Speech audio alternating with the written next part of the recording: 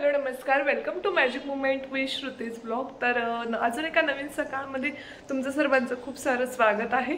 तर तुम्हाला हे माझ्या बॅक साईडला दिसत असेल ते आहे गणपतीचं डेकोरेशन। लवकरच गणपती बाप्पांचं आगमन होणार आहे, सो त्याची तयारी सुरू आहे। त्यासाठी पण खूप साऱ्या अथक प्रयत्नांनंतर ते छान असं तयार झालेलं आहे। त्याचा ब्लॉग नक्की तुम्हाला बघायला मिळेल। सकाळी सकाळी इकडे छानपैकी फुलोऱ्याची तयारी सुरू होती। हरतालिकेच्या पूजेच्या वरती बांधण्यासाठी ही परडी तयार करण्यात येते। तर इकडे त्याचीच सगळी तयारी सुरू होती। छान छान माळी फुलांच्या दिसल्या होत्या आणि त्या फुलांच्या माळी पाणी करून घेतली। त्यानंतर इकडे सासूबाईंनी छानपैकी हरतालिकेची पूजेची मांडणी केली आणि मग नंतर आम्ही त्या पूजेभोवती सुंदर अशी रांगोळी घातली आणि रांगोळी घातल्यानंतर सगळी जागा सुशोभित झालेली होती, त्यामुळे खूप सुंदर दिसत होती।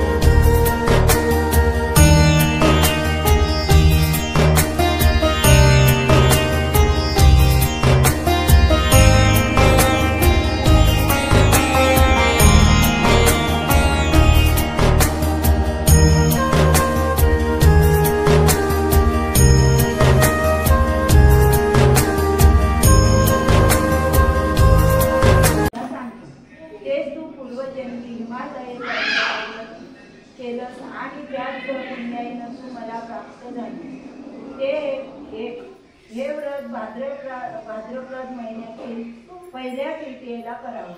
ते पूर्वी तू कसं केलं ते मी तुला आता सांगते। तू लहानपणी मी तुला प्राप्त व्हावं मोठं तप केलं। 64 वर्ष तर झाडाची पिकलेली पाने खाऊन होती। थंडी, पाऊस, ऊन ही तिन्ही दुःख सहन केले। हे तुझे श्रम पाहून तुझ्या बापाला फार दुःख झाले व अशी कन्या कोणाला द्यावी अशी त्याला चिंता पडली। इतक्यात तिथे नारद मुनी आले। हिमालयाने त्यांची पूजा केली व येण्याचे कारण विचारले। तेव्हा नारद म्हणाले, तुझी कन्या वर जायची, ती विष्णूला द्यावी, तो तिचा योग्य नवरा आहे। त्यांनीच मला तुझ्याकडे मागणी करण्यास पाठवली आहे, म्हणून इथं मी आलो आहे। हिमालयाला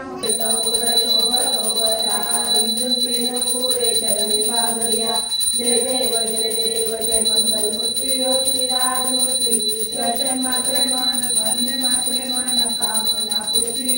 जय देव लंबोदर पीतांबर परिवरवंदना सरळ सोड वक्र सुंदर त्रिनयना दास रामाचा संकष्टी पावा निर्वाणी रक्षा विश्वर वंदना। जय देव जय मंगल मूर्ति हो श्री राजमूर्ति। दर्शन मात्रे मन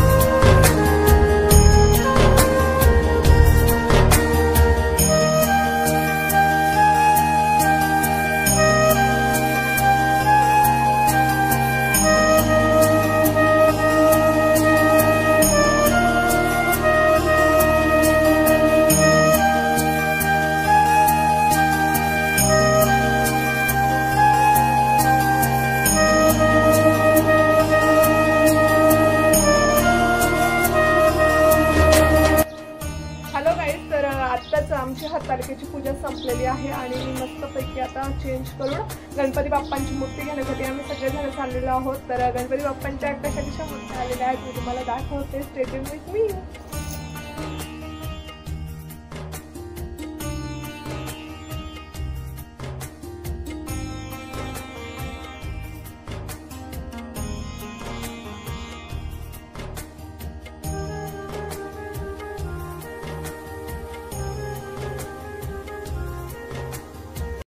अशा प्रकारे आमची हरतालिकेची पूजा संपन्न झाली आणि त्यानंतर गणपती बाप्पांच्या छान छान मूर्त्या बघून मनाला अतिशय आनंद वाटला. आजचा ब्लॉग तुम्हाला कसा वाटला नक्की कमेंट करा, लाईक करा.